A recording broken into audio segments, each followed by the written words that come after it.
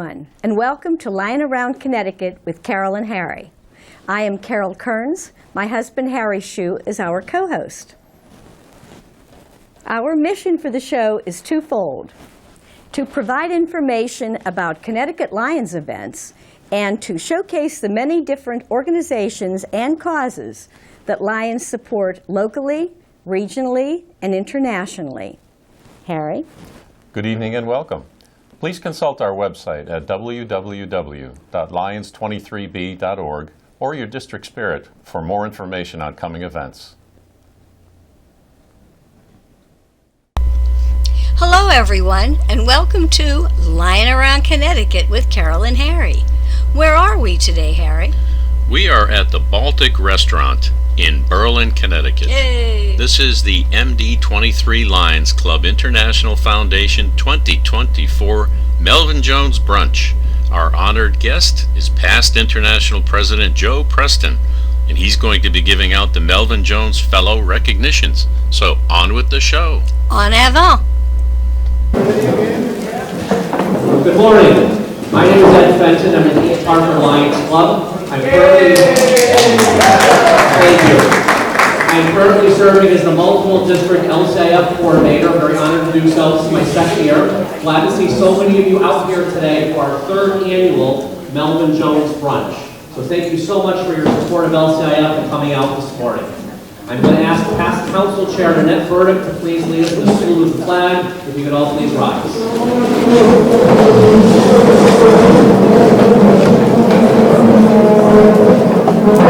Allegiance to the flag of the United States of America and to the republic for which it stands, one nation, under God, indivisible, with liberty and justice for all. And if I could ask Cabinet Secretary Treasurer, past Council Chair Jim Bennett to give the invitation. For high hopes and noble causes, for faith without fanaticism, for understanding of views not shared, we give thanks this day. For all who have labored and suffered for a fairer world, who have lived so that others might live in dignity and freedom, we give thanks this day. We pray that we may live not by our fears, but by our hopes, not by our words, but by our deeds. Amen. And now I'd like to ask past Council Chair Hillary Kovnick to lead us in the Lions Toast. Water glasses, please. We are not.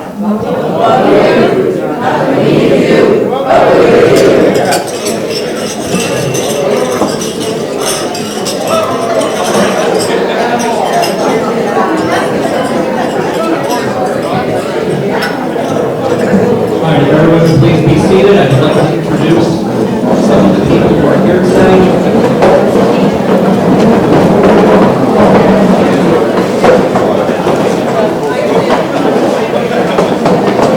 I'd like to start off with our district governors.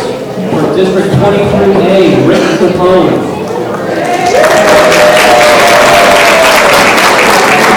From District 23B, Peter Nevers.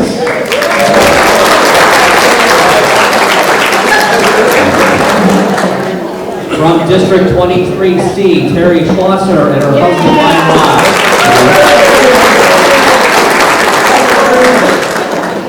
Our next guest will get a much better introduction later on in the program, but please give a nice warm welcome to past International President Joe Preston.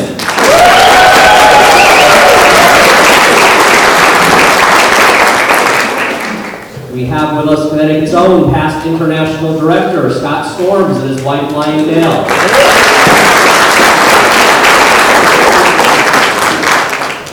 We have two of our first Vice District Governors here today. From District 23A, Sue Corbett and her husband, Clark.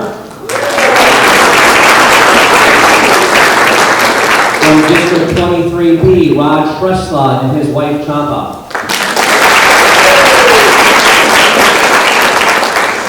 We have one of our second Vice District Governors with us, from 23A, Mark Benenson and his wife, immediate past Council Chair, Lion Lorianne. It would be a new habit for you, Lori, getting introduced second. We have with us our Council Chair, Dave Roberts.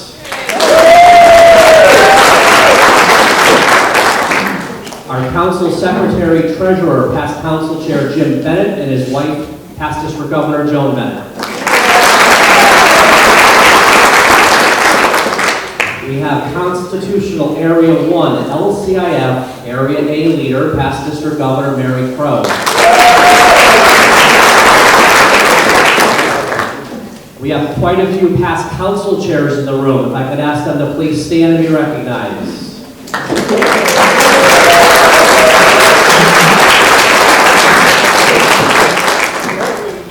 We have quite a few past district governors in the room. If they could please stand and be recognized.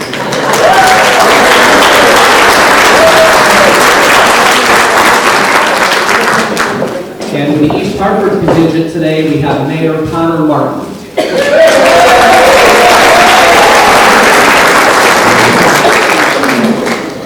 All right, we'll be in just about 1 or 2 minutes. Breakfast should be ready, and we'll start dismissing. Thank you. We accomplished as Lions when we worked together.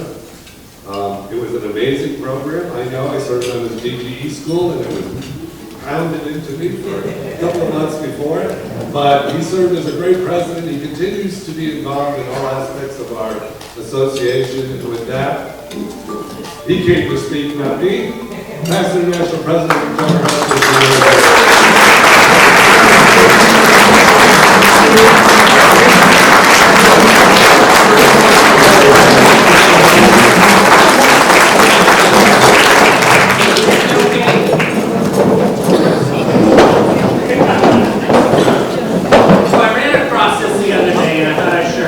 Dear Ty, I'm writing to tell you what a great product you have. Mom always told me it was the best. Now I'm in my 50s and I find it even better than ever.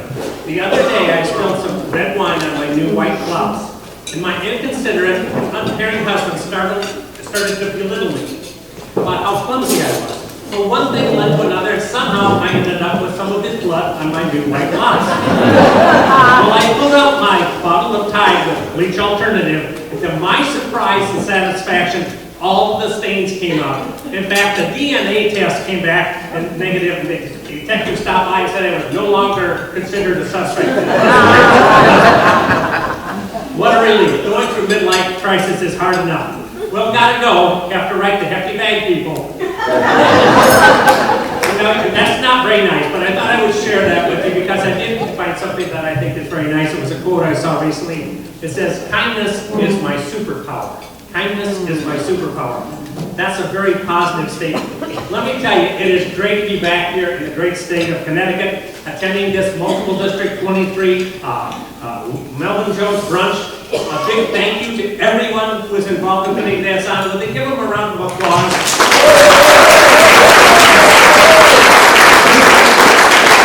Protocol has been established here, but we have some really special people here, just like having the mayor here from East Hartford. Thank you. And to have all the council officers here today, but especially it's really nice to see my longtime friend David Roberts from, I know him, he's council chair, but I knew him back in his days as a Lion in California and sort of very loyalty there. We really miss him in the West Coast, but it's good to have him here.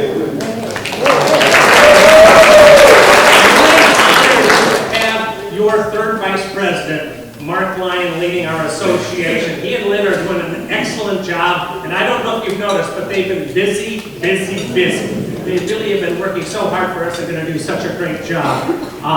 People have asked about how past International Director Carolyn Messier and her husband, Council Chairman Norman, are doing. Well, I want to tell you that they're doing good. Norm's on his recovery, and they both send their love. It's been fun to see the Scott and Dale storms. We've been doing a lot of catching up with a lot of things that have gone on in our lives. And it's nice to see that they're so active. In fact, they're both active in their law firms still. But this next year, Scott is going to be taking over the leadership of a town management. And he's also going to be president of his Lions Club in addition to his other duties. So there's a busy, very busy man. And thank you for being here.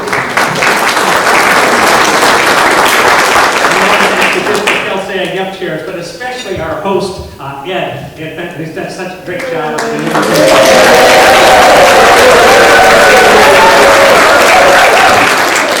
And you probably don't know this next next lady, but she's the LCIF area coordinator, Mary Crow. Mary Crow is putting on a Choose Kindness event tomorrow. Actually, it's been going on this whole week. She picked out 4 schools in East Hampton, is it? And it goes from K to 12 grades. They've got all the students that are participating in the program, either making up signs or artwork for choosing kindness and expressing that. And so we're going to see that tomorrow. Is going to be a celebration. We've got a busy day traveling to 4 schools. But she not only connected with the schools, she got the community involved. And a lot of the businesses have their Choose Kindness in front of their businesses and stuff like that. So it's been really nice to have the schools being supported by the local businesses. But thank you, Lion Mary, for all you do.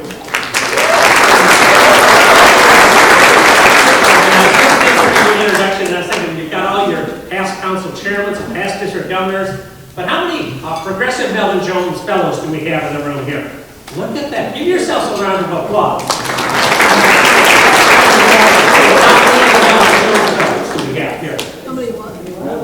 Most of the progressives should probably be most fellows too. Yeah. Well, thank you. How about LCIF club coordinators? Do we have any club coordinators here? Yes. Look at that. Thank you for what you're doing. Thank you for being here today. Our international president is Dr. Patty Gill from Edmonton, Alberta, Canada. How many of you have met Patty? What a sensational lady. She's doing a tremendous job leading us to really new heights. President Patty is asking us to change the world. In fact, she was on a podcast here this morning promoting World Peace Day, or one of the days. I think it was World Peace Day, the day that she was doing it. I didn't have a chance to sit in on this event, but Patty says, change doesn't happen all at once. He says it happens through many small choices. With every act of kindness, we change lives.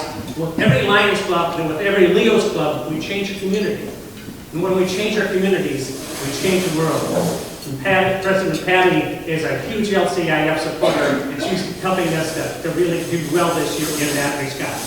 A big thank you to all of you that were involved in Campaign 100. How many people were involved in the campaign? Look at that. And how many of your clubs were involved in the campaign? Thank you.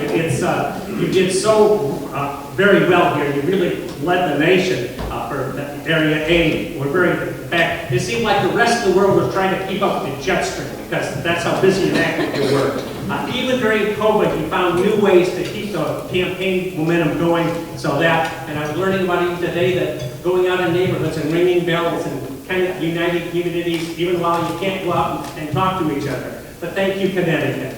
And you're off to an amazing start post-campaign. It's been amazing because we kept thinking, well, normally history shows we've had two other campaigns before, and after both of those campaigns, our donations took a huge dive.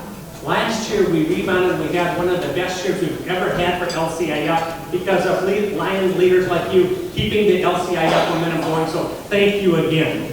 You know, when it comes to keeping things going, it's important to really set our goals and work towards those goals. And it takes a lot of commitment and effort to do that. And there's 4 kinds of people. You know, there's cop-outs, people who have no goals and don't commit. There's holdouts, people who don't know that they can achieve, so they're afraid to try. There's dropouts, people who start on towards a goal, but then quit somewhere along the way. And then there's all-outs, people who set their goals, commit to them, and pay the price to make sure they achieve them. And I have to tell you, since I've been here, I've met a lot of all-out people. So give yourselves a round of applause. This year I'm serving on the board of trustees for Lions Club International Foundation, and thanks to an appointment from Chairperson Brian Sheehan. And I don't know if you know that LCIF has a legacy program for planned giving for future needs. And we officially launched the Lions Legacy Program in 2018. And it's really taken off because of Lions like you. We started off very slow at the start, but then it really took off from there. Unfortunately, many of our Lions and many of our clubs don't even know that we have a legacy program. So it's important that we get that word out to them. And I wrote a poem to kind of highlight what we need to do. Do you believe in LCIF with absolute certainty? Do you want LCIF to be here for well into eternity?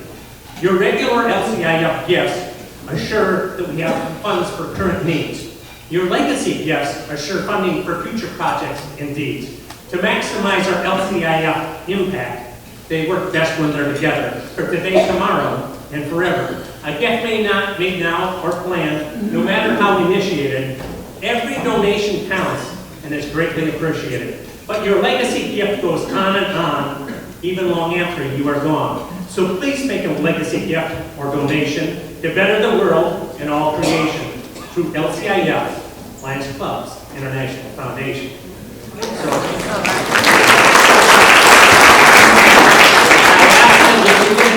To bring home some literature and talk about the legacy program, because there's probably somebody in your club that's willing to do that. You know, it's since we've launched the program, we've had some big donations. You know, we've had some 100,000 donations. We even had one donation, I think it was $3 million. It's amazing. But we've also had many gifts from $100 to $5,000. The point is that every donation counts and helps LCIF. And when we die, we can't take our money with us. And you don't want to give it all to the government. So please review your financial situation and take a look and make sure that your family is taken care of. But if you have a little bit of money left over, consider making a legacy gift to Lions Clubs International. It really will make sure that we are there for future needs. Last year was really a great year for the foundation, and I can't help being so proud of what we're doing this year under Brian Sheen's leadership. We're even beating last year, so we're very excited about that. And the Lions of Connecticut and Area A have really been leading that effort continually, so we thank you. Although I have to say that California and Illinois are right behind you, so you can't let up on the gas. And on the flip side of that, LCIF is funding more grants than we ever have. It's really an exciting time to be a Lion. But we're not done yet. We still have 2.5 months left in this year to finish strong. I wanted to just highlight a couple of recent grants that you've received here in Connecticut. The LCIF awarded a LEO grant to District 23A. The Abbott Tech LEO Club will construct a shed for the Danbury Senior Garden Club. And this shed is going to hold the tools for the seniors to go out and do gardening. And right now they don't have easy access, but they're going to assemble the shed, put shingles on it, paint it, and do some basic landscaping around there. And the project's going to support some 70 senior citizens, and this LEOs are being supported by the Danbury Lions. And just in January, District 23C here was awarded a hunger grant where the Lions partnered with St. Vincent de Paul to purchase a cargo van, a big transit van, that's going to be used for food delivery on a daily basis to pick it up and get it delivered to the right people. And this grant's going to help feed some 2,700 people per month.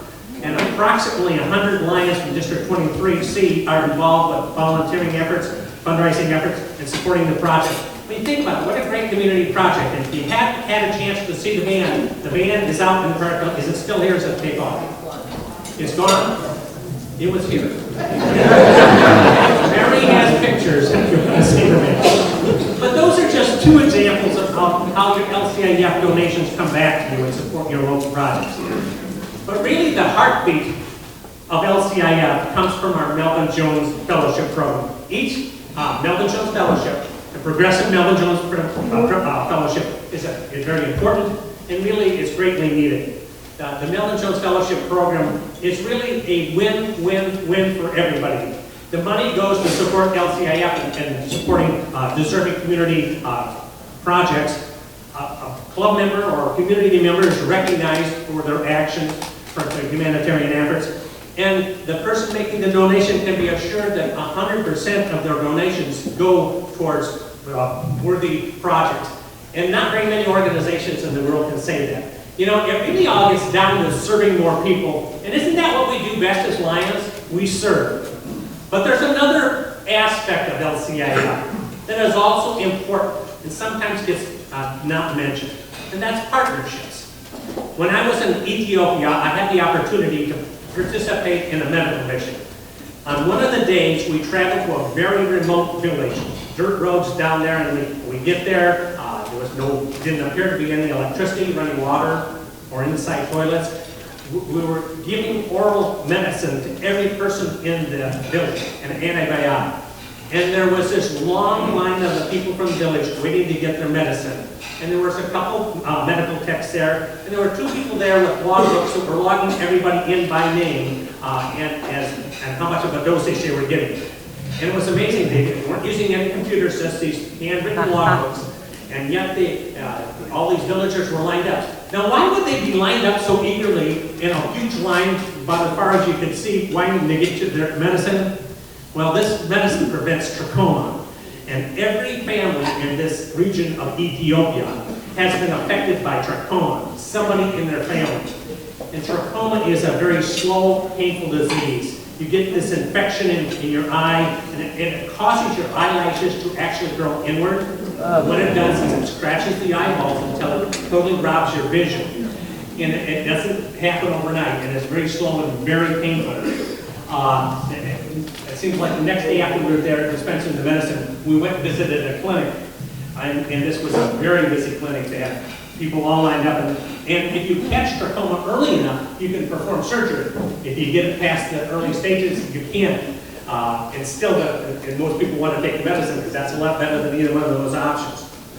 But we were there, and this woman came walking in, and she'd been walking all day for miles and miles. And she had been in so much pain that she pulled out every one of her eyelashes, every one of them. But the doctors couldn't perform surgery that day because her eyes were so swollen. So they had to wait a couple days to do the surgery. That's how painful trachoma is. In 2 weeks, we administered medicine to 17 million people. That's 4 times the population of Connecticut. Now, I'm not sure you could round up all the people of Connecticut and give them anything. You could probably give them $20 bills and get them all together within a 2-week period. It just wouldn't be feasibly possible. But surprisingly, all the people lined up and they did this. And the really amazing thing was 80% of the people were treated the first week. The second week was just rounding up the stragglers. So how did we accomplish such a task as treating 17 million people within 2 weeks? Partnerships and a willing audience. LCIF funded most of the money for the project. The Carter Center, backed by Jimmy Carter, former U.S. president, wonderful humanitarian, his group organized a trip that provided the project management and the accountability.